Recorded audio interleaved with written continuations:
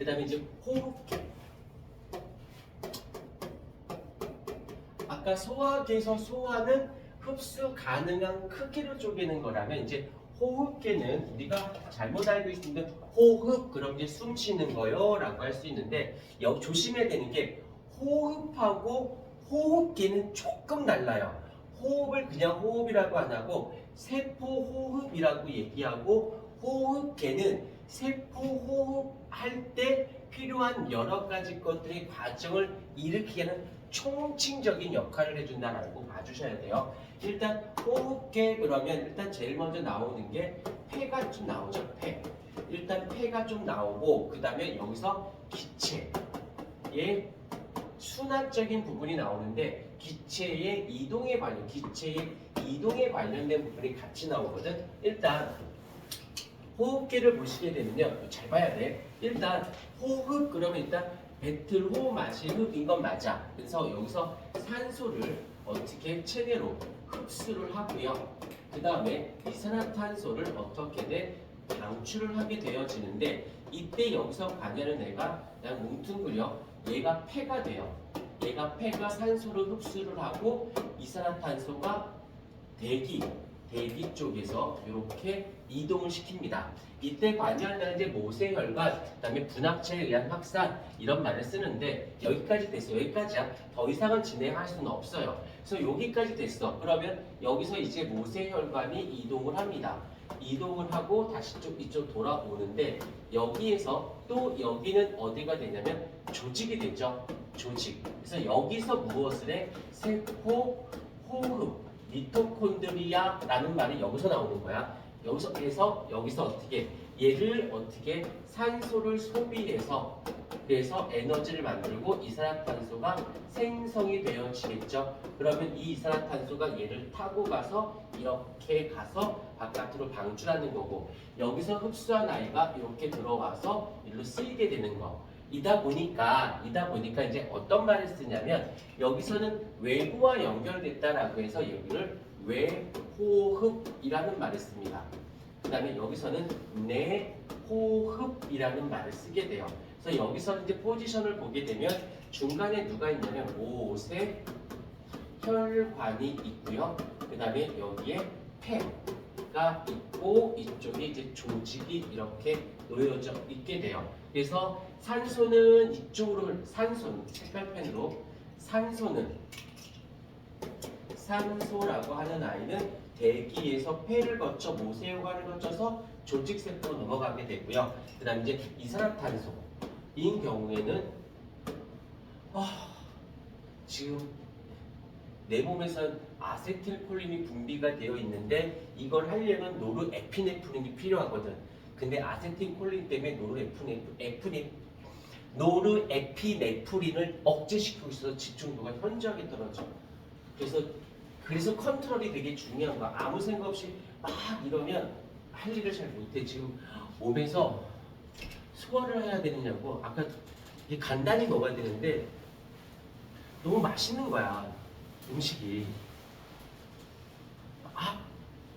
하다 순간 에이씨 몰라 씨 그리고 이제 다 먹어버렸거든.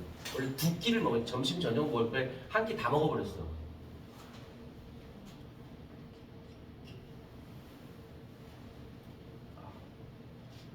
수업하다 내가 갑자기 가만히 있거든. 일어나 그래. 아니지. 이렇게 되어져 있다는 거. 그 다음에 이제 여기서 이제 폐에서 이제 기체 교환 이동을 얘기하는데 여기까지 되어지고 여기도 그렇게 많지는 않고 결국엔 누구로 가야 되냐면 순환계까지 와야 되는데 여기서 먼저 얘가 있어요. 뭐가 있냐면 헤모글로빈이라고 있는데 헤모글로빈은 햄이라고 하는 물질과 플러스 미오글로빈이라고 되어 있고 미오글로빈에 햄이 4개가 붙어져 있는데 여기서 실제적으로 이 헤모글로빈은 정확한 식으로 따지면 헤모글로빈 한 입자가 4개의 산소와 결합을 합니다. 왜냐면 미오글로빈에 햄이 4개가 붙어 있거든. 그래서 여기에 산소가 근데 이 햄의 주성분 살짝 주성분이 철 이온이에요. 요 철 이온이 무슨 색을 띠냐면 붉은색을 나타내서 우리가 피 그러면 빨간색은 바로 얘 때문인 거예요. 피 자체가 요거 때문이라는 거. 그 다음에 요렇게 결합을 하게 되면은 요렇게 되면은 뭐가 HbO2 해서 얘를 뭐라고 부르냐면 산소 헤모글로빈이라는 말을 씁니다. 이렇게 두 개의 입자를 결합하는 걸 우리는 이제 결합이라는 말을 쓰게 되고요. 그 다음에 반대로 이렇게 되는 경우도 있어요. 이렇게 돼. 이걸 헬이라고 하는데 나왔으니까 여기는 어디서 합니까? 라고 하면 폐에서 하죠. 결합을 해서. 그러니까 여기 있던 헤모글로빈이 얘를 산소와 결합을 하는 게 여기서 결합을 해요. 그래서 일로 왔어요. 여기서 이제 다시 뭐 해야 돼? 이 조직에 와서는 다시 이게 끊어져야지 얘가 얘한테 줄 수 있겠지. 그러니까 여기 있던 산소가 들어와. 그러면 헤모글로빈하고 결합을 합니다. 그래서 얘가 근데 여기서는 생명과학에서는 이걸 디테일하게 개수까지 알 필요는 없으니까 그냥 HbO2라고 해도 똑같은 산소 헤모글로빈이야. 그래서 여기서는 HbO2. 근데 얘가 샥 오면서 어떻게 돼? 헤모글로빈이 되고 이쪽으로 산소가 빠져나가서 일로 죽게 되는 거예요. 요 과정을 거쳤다라고 보시면 되는 거고 이렇게 돼. 그래서 이제 산소가 헤모글로빈하고 결합을 하는데 여기서 이제 결합되는 정도에 대한 것이 요게 조금 언급을 하니까 이렇게 둘이 결합하는 일단 첫 번째 어때야 되느냐? 당연히 뭐라 해도 산소의 농도가 어때야 돼? 산소가 농도가 진해. 그러면 아무래도 결합을 잘하겠지. 그런데 이 산소하고 이산화탄소는 반비례 관계야. 산소가 많다라는 건 이산화탄소가 적다는 뜻이고 산소가 적다는 건 상대적으로 이산화탄소가 많다는 소리예요. 왜? 세포호흡을 통해서 사용하기 전이면 산소가 있겠지. 호흡을 덜 했으니까 이산화탄소 생성량이 적었다는 소리고 이산화탄소가 많다는 건 그만큼 산소를 많이 소비해서 세포호흡을 많이 했으니까 생성되는 이산화탄소 양도 많다는 뜻이겠지. 오케이. 요 정도까지 잡아주시면 되고 그냥 이건 또 말로만 들어. 그러면 우리가 호흡을 많이 해야 될지 호흡을 적게 해야 될지 우리가 인지하진 않지 않나? 그냥 사회에서 호흡을 많이 하다가 적게 하다가 막 운동한 뒤에 숨을 놔두면 헐떡헐떡 돼. 그다음에 시간 지나면 호흡이 진정이 되잖아. 그다음에 하품 알죠? 하품을 왜 하는 거냐면 나도 모르게 내가 필요한 산소량이 있는데 그거보다 덜 하고 있었던 거야. 나도 모르게. 그럼 나는 산소 부족 현상을 느껴. 그때 하품이라는 걸 통해서 과도하게 산소를 끌어당기는 거지. 이 안에는 어떻다? 이산화탄소가 좀 더 많은 거지. 그래서 과도하게 내보내주는 거네. 그러다 보니까 하품은 전이가 됩니다. 퍼져나가요. 옆에 사람이 하품하면 덩달아 하품하게 되는데 왜냐하면 내가 지금 산소 부족 현상을 느끼고 있다는 건 내 문제이기도 하지만 이 상황, 이 밀폐된 공간에서 약간의 농도차가 생길 수 있거든. 근데 내가 그 공기 중의 산소를 과도하게 빨아들였고 이산화탄소를 과도하게 내뱉었으니까 이 대기 중에 약간이지만 산소가 부족하고 이산화탄소가 조금 늘었겠지. 그러니까 옆에 있는 사람도 똑같이 그 현상을 느껴서 덩달아 하품을 하게 된다라는 거 알고 가시면 되고 덩달아 그럼 두 번째는 무엇이 되냐면 이산화탄소의 농도가 어떠하였을 때 낮았을 때 결합이 잘 된다는 거. 근데 여기서 끝나지 말아야 될 게 이산화탄소는 알겠지만 이산화탄소라는 약간 산성인 건 알고 있죠. 물에 녹으면 탄산이 되니까 이 말의 뜻은 얘가 그대로 가야 돼. 산성이야. 근데 이산화탄소의 농도가 낮다라는 거는 산의 세기가 크다 작다라는 뜻이지. 이산화탄소가 산성인데 양이 적어. 그러면 세기가 약하겠죠. 이걸 그대로 갈게. 그 말의 뜻은 pH 값이 크다라는 소리일까요? 작다라는 소리일까요? 라고 말하면 크다라는 뜻이에요. pH가 낮을수록 산화세기가 세지는 거니까. 그래서 세 번째, 우리 체내에 pH 농도가 어땠을 때, 높았을 때 산소가 더 많이 결합하게 돼서 얘는 이렇게 연결시켜 줘서 가야 돼. 이산화탄소가 적다라는 건 세기가 약해서 pH가 높으니 낮았을 때 잘하면 pH 값은 높아야 잘 되는 거지. 얘네들이 비례니까. 그다음 네 번째, 온도가 어떠하였을 때, 온도가 낮았을 때. 왜 온도가 높으면 결합을 잘 못하고, 왜 온도가 높으면 기체는 막 움직이지 누구랑 결합하려고 하진 않거든. 그래서 이렇게 봐주시면 되어진다라는 거. 그 다음에 요건 살짝 번외로 가자. 번외인데 모체가 있고 태아가 있다고 치자.